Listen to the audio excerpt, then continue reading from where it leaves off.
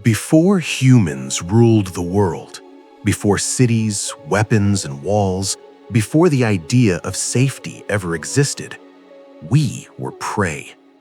There was a time when the natural order was clear. Humans were not at the top. We were not dominant. We were not feared. We were hunted. Not by monsters from imagination, but by real animals that walked the same land, drank from the same rivers, and followed the same trails. And among them, one predator learned something critical very early. Humans were easy to kill. This is the story of the first animal that hunted humans, and how that fear shaped everything we became. Early humans were fragile. We had no claws, no fangs, no armor, no speed. Our bodies were exposed to the sun, the cold, and the night. We moved slowly across open land. We relied on small stone tools that shattered easily. And we survived only because we adapted, not because we were strong.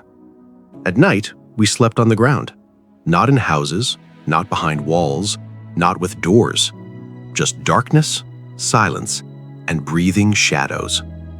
To predators, this was an invitation. Humans followed routines. We walked the same paths to water. We returned to the same camps. We gathered food in predictable places. To an animal that learned patterns, we were not mysterious. We were meat that returned on schedule. The ancient world was ruled by hunters far more powerful than anything alive today. Massive cats, giant reptiles, birds large enough to kill with a single strike. Creatures evolved for one purpose only: efficient death. They did not need numbers. They did not need tools. They had instinct.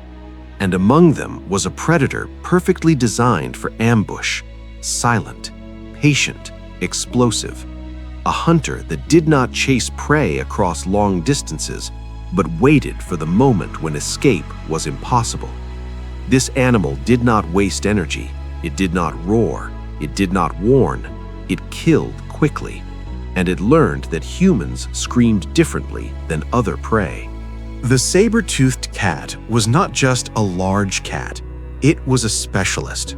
Its body was built for power, not endurance.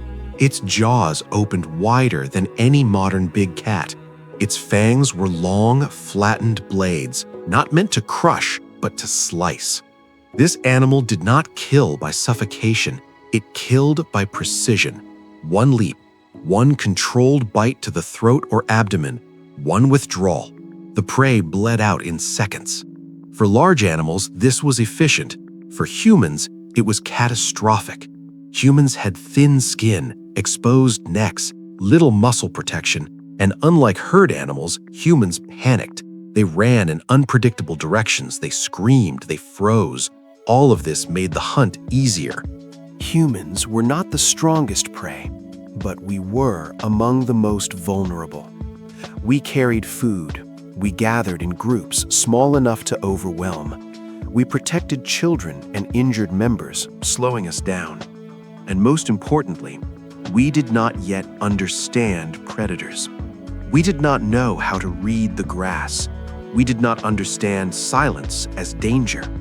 We did not yet fear the dark correctly. The saber-toothed cat learned something critical.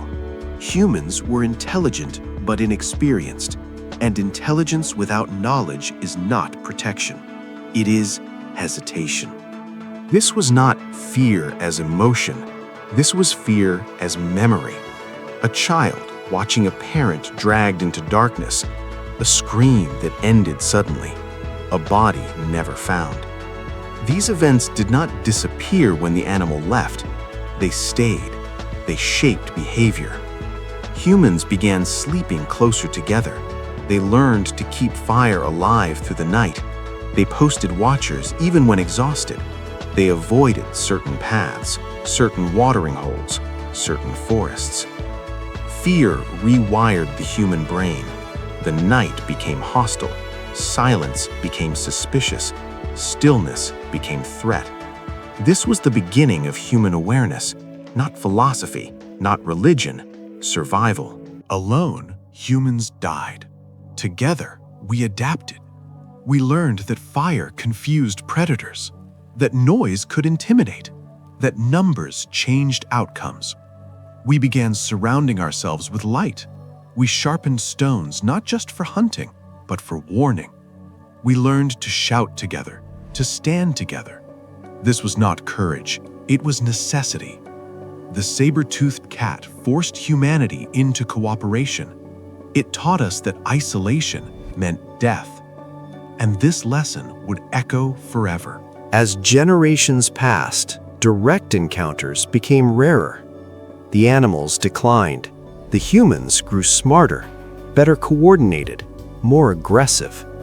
But the fear did not vanish. It transformed.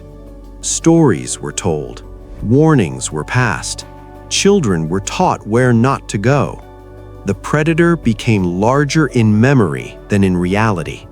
Its presence expanded beyond physical form. It became a shadow, a demon, a beast in stories. This is how myths are born, not from imagination, but from trauma. The earliest art was not decoration, it was record. Animals were drawn larger than humans, claws exaggerated, teeth emphasized.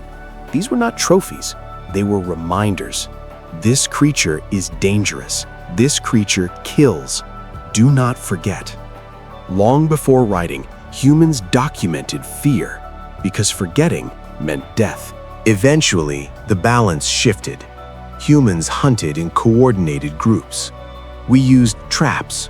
We learned terrain. We learned patience.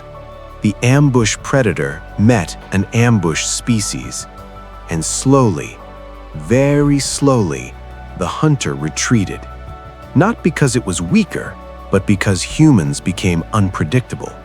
We stopped being easy. The saber-toothed cat vanished.